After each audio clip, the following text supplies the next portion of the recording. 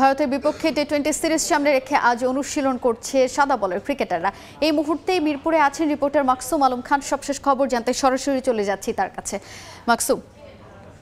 তাজিন, সামাজিক যোগাযোগ মাধ্যমে নাজমুল হোসেন শান্ত একটা ছবি পোস্ট করেছেন। সেই ছবিটাতে দেখা যাচ্ছে যে পাকিস্তানের বিপক্ষে যে টেস্ট সিরিজটা বাংলাদেশ দল জিতেছে, ওই সিরিজের ট্রফিটা নিয়ে তিনি বেশ নিশ্চিন্তে স্বস্তিতে ঘুমিয়ে আছেন।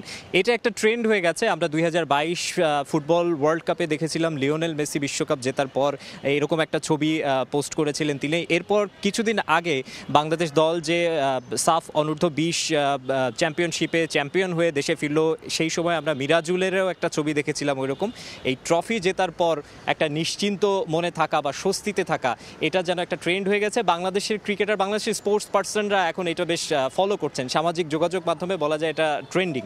তো সেখানে বাংলাদেশ দলের ক্যাপ্টেন নাজমুল হোসেন শান্তর জন্য আসলে তৃপ্তির জায়গাটা, প্রশান্তির জায়গাটা, স্বস্তির জায়গাটা আরও অনেক বেশি।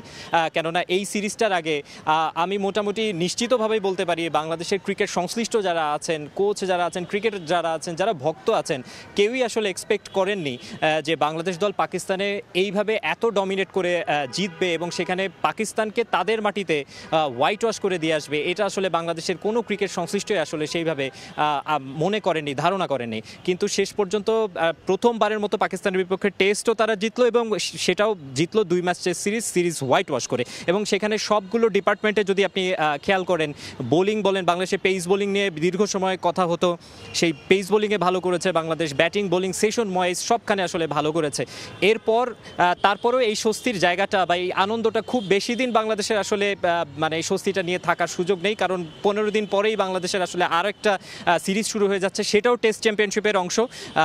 ভারতের বিপক্ষে বাংলাদেশ ভারতের মাটিতে টেস্ট সিরিজ খেলবে এবং এরপরে টি-20 সিরিজ রয়েছে। সেই টেস্ট সিরিজটি শুরু হবে 19 সেপ্টেম্বর এবং এরপরে 27 সেপ্টেম্বর দ্বিতীয় টেস্টটি রয়েছে। এবং ওই সিরিজকে সামনে রেখে বিশেষ করে মানে শর্টার ফরম্যাটের যেই সিরিজটি রয়েছে, সেই সিরিজটির জন্য আজ মিরপুরে আমরা দেখেছি যে যারা হোয়াইট বল ক্রিকেটার আছেন তারা প্র্যাকটিস করেছেন। আমার কাছে মিরপুর স্টেডিয়াম থেকে এই ছিল বাংলাদেশ ক্রিকেট দলের সবশেষ খবর। ভারতের বিপক্ষে টি-20 সিরিজ সামনে রেখে অনুশীলন করছেন ক্রিকেটাররা, সেই খবর জানাতে আমাদের সঙ্গে সরাসরি যুক্ত হয়েছিলেন সহকর্মী মাকসুম আলম খান।